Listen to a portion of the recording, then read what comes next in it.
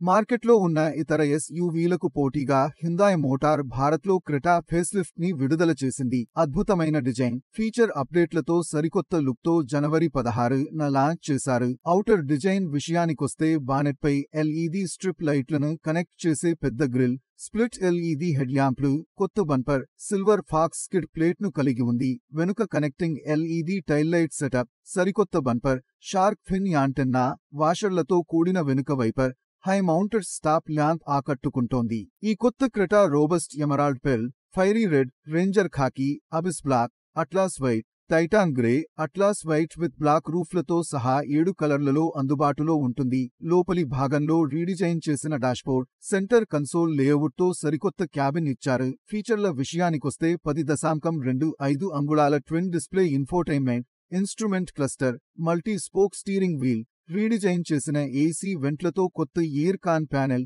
Update చేసిన seat, 360 surround camera, level 2 ADAS సూట్తో కట్టిపడేస్తోంది.